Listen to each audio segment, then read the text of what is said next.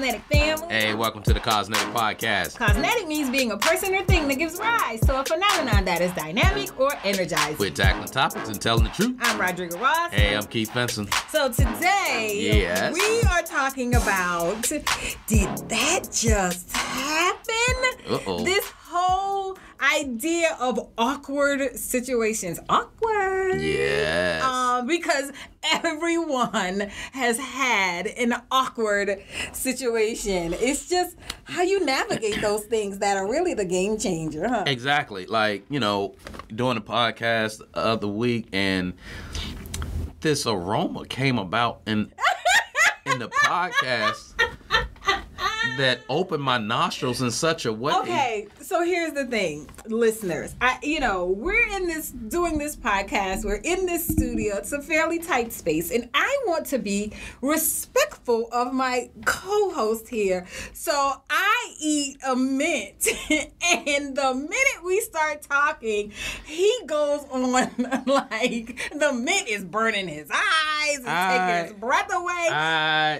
Wintertime, and I was clogged up a little bit, and my goodness, it just opened up, and I was just like, that was very awkward. Right, because I'm thinking to myself, so, okay, would you rather the alternative? I was eating onions. What do you want? You want the mint? Or you want the onion? And it's like, how do I handle that situation? Fortunately enough, we work together enough that we can be open and honest. Really, because when you have awkward moments, sometimes, it's just like, all right, let me just fall on the sword. Let me be honest with that, right? Maybe not. Like, some people have physiological reactions to get an awkward moment. Like, have you ever been in an awkward moment with someone and you can like see their ears turning red, they're starting to flush, and it's like creeping up their neck, and then all of a sudden their face is red, and at first you weren't feeling awkward, but now you feel awkward for them feeling awkward. Yeah, man. Like, get in those situations where when you forget somebody's name. Oh, I do that all the time. Man, I'm a chief and buddy guy. Like, hey, chief, hey, buddy. And hey, sweet. Yeah, right. And I got in that situation the other day. Somebody, I was supposed to know their name. Wow. And I had went around, and I was introducing myself to different people, and the lady felt, a little bit out of place. She's like, "What's my name?" Ooh, she called it out. She called me out. What'd you say, Chief? You know what? Did you call him Chief? No, because it was that awkward moment. Like, you know what? I'm sorry. I know I'm supposed to know your name. But it's escaping me right now. Yes, ma'am. You just had to own up to it. So what did she say? She said, my name is, and you know what? I bet you won't ever forget it, though. You got that right. You got that right for sure. I have these awkward moments, like when particularly now when you're doing all this virtual Zoom stuff and you're trying to present to people or you're trying to talk to people, and sometimes you just misread like cues, or you misread the moment, and you might have tried to bring some levity into the conversation, or if someone's internet is lagging and they're frozen, and you just get that awkward silence. Yeah, the Zoom. Or those blank stares, and you're like, okay. Yeah, Zoom puts your interaction with people a whole lot different. Because so different. You say something and they're looking. Yeah. And it could be that they thought it was funny, but maybe there's a delay. Right. There's, exactly. You're at a slower internet speed, or maybe they just they didn't get it. But the when social you get cues were not there. When you get in those situations, that you got to be able to respond in a way that, like, how do I get myself out of this jam? Or sometimes you just got to play along with it. Sometimes you just got to go with the flow. But back to the forgetting someone's name, it's like you got to know some hacks in this all too, right? There's a hack. Yeah, if you're in a place where maybe you introduce yourself, so maybe you don't introduce you maybe don't ask for the person's name, maybe you ask for the email that like helps you ring a bell a little bit. No, you can't do that these days, because what if someone has an email that says lover of all things shoes at gmail.com? Well, then you still don't know their name. So here's what I do there is that if I'm introducing myself in a group and I say, hey, here's my phone, can you put your number in and fill out your contact information? And that way I have it there. Matter of fact, I had to do that the other week. I was at a conference. So what I hear is that you forget names a lot, because you are really coming coming up with some tricks on how to get out of that awkward situation. Hey, but I mean, sometimes you're in a situation you just don't remember everything. Okay, there are definitely some tried and true responses when you find yourself in an awkward situation.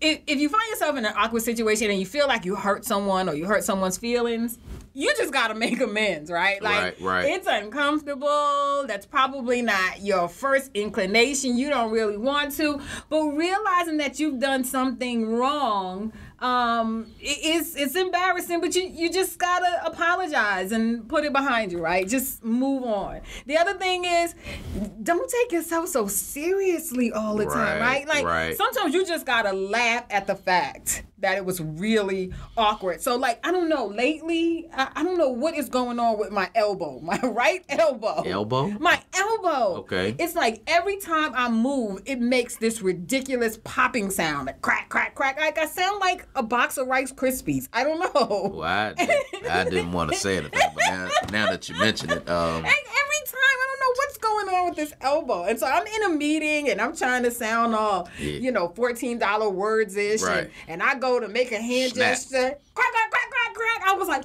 oh my gosh, I'm falling apart. I feel like the Tin Man in front of all these people. Nah, you say that. I'm trying to sneak to the refrigerator, at night. The house is really quiet when everything, TV's off. I'm walking. I'm trying to tiptoe. Crack, crack. Is that the floor creaking? Crack, crack, crack. Well.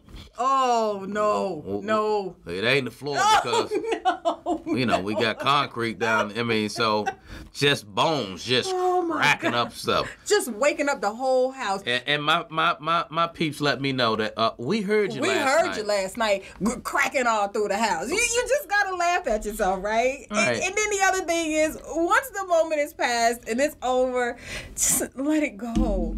Don't keep harping on those embarrassing memories. You get in these tough situations, though, like trying to create small talk. At an event last night. Small talk. And I really just wanted to just eat my food and, and like in peace.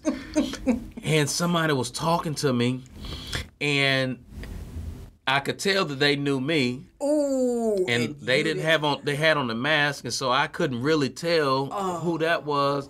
And so I'm trying to have conversation, and it got a little awkward there. Yeah, I was trying to play along, and I couldn't ask enough questions to get down to like what was the person's name so that they could remind. You didn't really feel motivated to do it anyway, because all you wanted to do was eat. Well, but I was still talking. Well, I know you were, because you're the networker extraordinaire. But it came those times of silence in there, and she was trying to find some words to say, and I was trying to find some words to say. Don't you just hate that? Like, if you're at an event and you're networking and you're talking, and sometimes you have a really good, quick exchange, and it's organic and it's nice, and then you don't really know when to walk away or how to walk away, right? Like, it's like, do I leave now? Oh, yeah, I hate that. But you got to be prepared for those situations, because many times that as professionals, we're going into different spaces.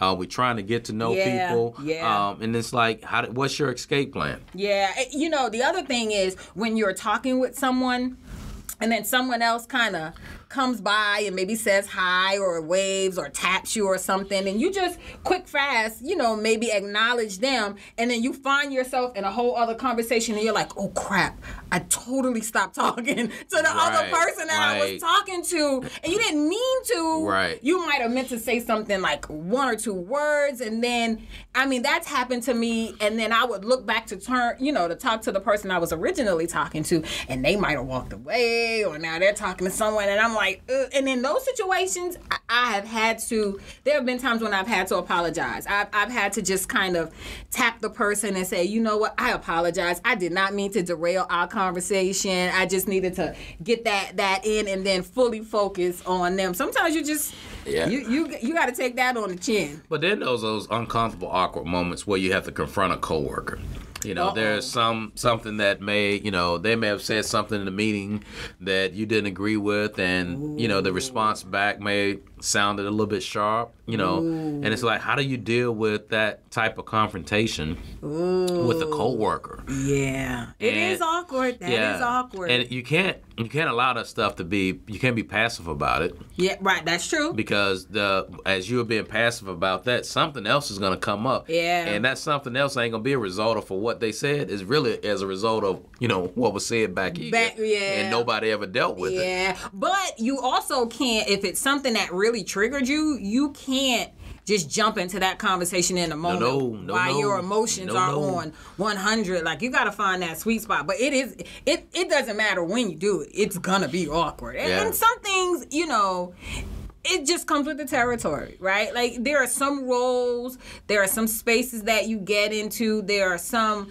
as you're progressing and you're moving up and you're getting higher in your career, the chances or the responsibility you have to have these more awkward conversations, they sometimes increase. Like, I can imagine that our COO probably has way more awkward conversations now than he did when he was just, a program director years and years and years ago. But the thing is that when you get in that COO spot or vice president roles like you and I are in, you have people want to reach out to you. They feel that we have some level of knowledge or something that, and I'm like, I've been around for a little bit, but I probably just know about as much as you. Or when they ask you and you really want to give them like this really blanket answer, but something in your spirit is saying, go on, tell the truth. Go on tell the truth. I had that happen to me, with a coworker.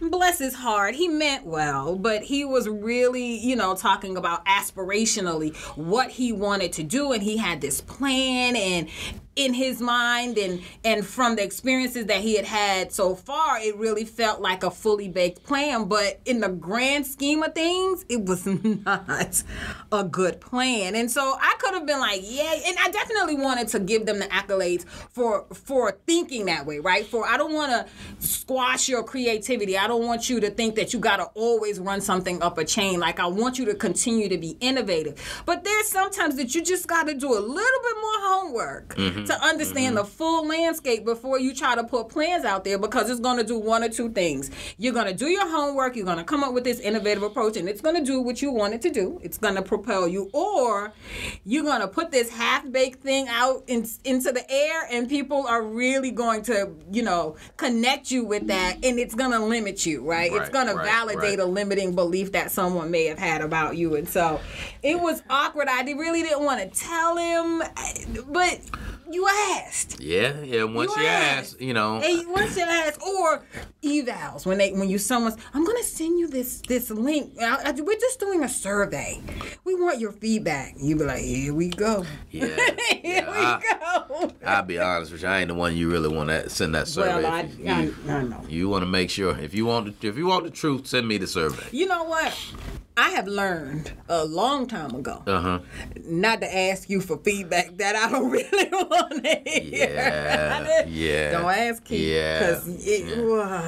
And I think it hit different because I already know it's true. I was like, oh, get on my nerves because I knew, yikes, but then I want to be mad with you. What about those taboo topics of like religion and politics? Oh, that is like awkward. Those, because right now we're in this era right now where there's a little tension around those things right there. And one side of me really does advocate that it shouldn't be taboo, right? Like, people are layered and they have different perspectives, and that's how you get to know and everyone, as long as they're not rude and disrespectful, everyone is entitled, right? You gotta be, handling with courtesy, right? But that is true. Like, when someone offers up a perspective and you're like, I didn't even think that person thought that. Like, oh, I'm like this when it comes to topics like religion and politics. We're two adults.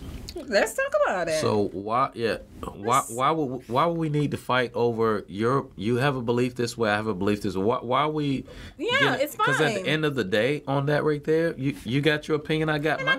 fine. I mean, it's fine. And in some instances, God forbid, you actually make a fairly decent point that make me think about something, right? Now I got to go do some more research on, maybe where I stand at on that right there. Like, you know what? Offer a different perspective. I didn't know that before. That's a very good point. That's salient. But, the other thing with awkward moments is sometimes you notice it and it is just really glaring thing, but other people it didn't even register. Right. Like, they didn't even notice it. They just, my elbow creaking. I wanted to just fold up and die, but other people probably thought it was a chair or, I don't know, just some random noise. They didn't know it was me breaking down. Well, those who are in the same age bracket, they understand. The 29 age bracket? That age bracket? 29 times 2. See, that was awkward. How not was 29 times 2. Awkward. Yeah, that's awkward right there. But,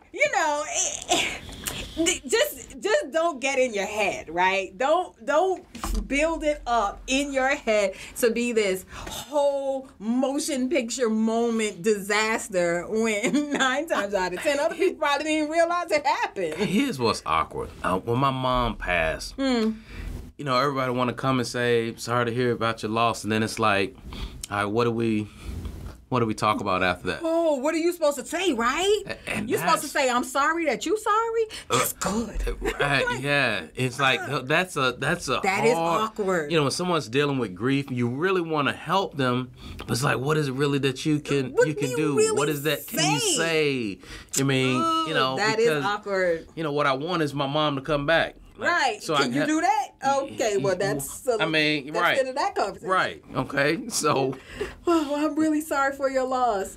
And, don't want to make light of it for those who are listening, but, it's like it is kind of awkward. It is kind of awkward. You know what else is awkward? What's that? So, had a colleague, and while this colleague was absolutely true in what they said, the way they said it and in the context, it was very awkward. So, we were having this large group discussion about what are some of the activities that you can do to really serve your active older adult population.